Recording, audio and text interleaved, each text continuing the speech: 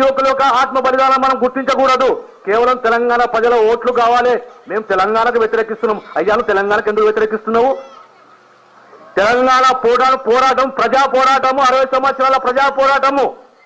ఎంతో మంది తెలంగాణ యువకులు ఆత్మ బలిదానాల పోరాటం ఇది.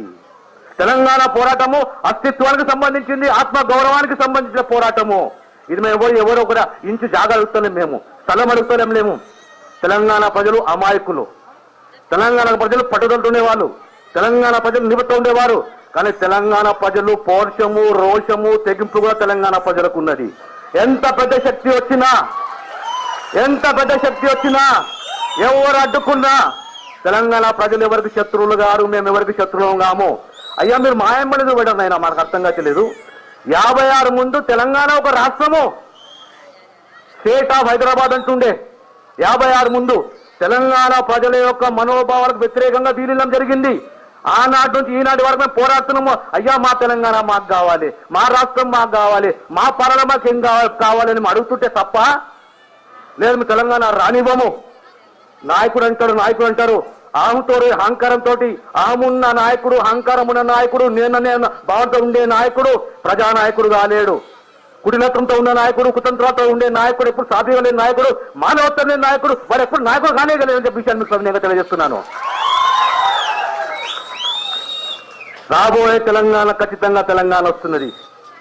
ఆ త్యాగనిరతి సోనియా గాంధీ గారు మాటిచ్చి మాటల్లో పెట్టో సత్తా సోనియా గాంధీ నాయకత్వానికి సోనియా గాంధీ గారికి ఉంది, రాహుల్ గాంధీ గారికి ఉన్నది.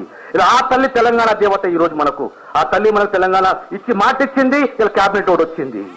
రాబోయే 2 మాసాలలో ఖచ్చితంగా తెలంగాణ రాబోతున్నది. మన ప్రాంతాన్ని మనం అభివృద్ధి చేసుకుందాము. మన ప్రాంతం వెనుకబడ్డ ప్రాంతము, మనకు సామాజికంగా మన సమానత్వం రావాలి, మానవత్వం ఉండాలి, అందరూ ఒక్కొక్కరు గౌరవించుకోవాలి మనుషులుగా. ఆ రకంగా తెలంగాణ మనం తీర్చిదిద్దాము. ఒకటే అభివృద్ధి కాదు, సంక్షేమం అందియాలి. నా చెల్లెళ్లకు, నా తల్లులు, తమ్ముళ్లకు, అందరికి సంక్షేమాన్ని అందియాలి, అభివృద్ధిని అందియాలి. కానీ సమానత్వం ఉండాలి. కులగజ్జి ఉండకూడదు, కులప్రీతి ఉండకూడదు, కులపిచ్చి ఉండకూడదు. సమానత్వం ఉండాలి, మానవత్వం ఉండాలి. అదే రకంగా తెలంగాణ ముందుకు పోతుంది. రాబోయే తెలంగాణలో ముఖ్యంగా ప్రతి మహిళ, ప్రతి ఆడవిల్ల చదువుకోవాలి. చదువే మనకు ఆత్మస్థైర్యాన్ని, ధైర్యాన్ని ఇస్తుంది.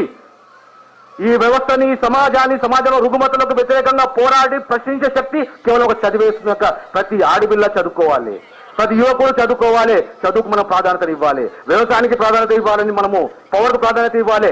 ఆ రకంగా తెలంగాణ మనం తీర్చిదిద్దుకుందాము. కానీ తెలంగాణ ప్రజల యొక్క ఆత్మ బలిదానాలను, యువకుల యొక్క ఆత్మ బలిదానాలను దృష్టిలో పెట్టుకొని రేపు రాబోయే తెలంగాణ ప్రజా తెలంగాణ అనే విషయాన్ని మీకు మరొకసారి తెలియజేస్తూ, ఎవరు వచ్చినా తెలంగాణ గడ్డు, ఎవరు తెలంగాణ కళ అనేది నిజమైన విషయాన్ని మీకు ప్రస్తావిస్తూ మన ప్రాంతంలో ఇలా అనేక అభివృద్ధి కార్యక్రమాలు చేసుకుంటున్నాము. మన ప్రాంతానికి, మన ప్రజలకు, మన యువకులకు, నా తల్లులకు, నా చెల్లెలకు మీకు ఎంత చేసినా నా కుటుంబమే కానీ, నేనే కానీ జీవితాంతం రుణపడి ఉంటామని చెప్పి విషయాన్ని సవినయంగా మీకు తెలియజేస్తున్నాను. ఈ స్థాయికి ఈ గుర్తింపు, తెలంగాణలో గుర్తింపు, రాష్ట్రంలో గుర్తింపు, ప్రజల్లో గుర్తింపు, మీ హృదయాలకు నాకు చోటిచ్చినారని గుర్తించినారంటే ఎప్పుడు మీకు ఎంత సేవ చేసినా తక్కువనే అనే విషయాన్ని సవినయంగా మీకు తెలియజేస్తున్నాను. ఇంకా ఎంతో అభివృద్ధి మనం చేయాలి.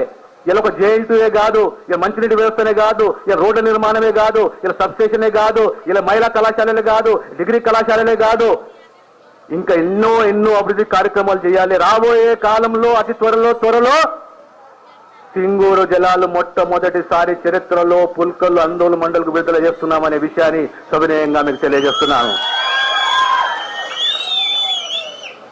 మీ ఆదరాభిమానాలు, మీ యొక్క విశ్వాసము, ఓ ప్రజానాయకుడు అంటే విశ్వసనీయత ఉండే నాయకుడే ప్రజానాయకుడు. ప్రజల యొక్క విశ్వాసం చెలగొనేవాడే ప్రజానాయకుడు. పవర్ అనేది శాశ్వతం కాదు.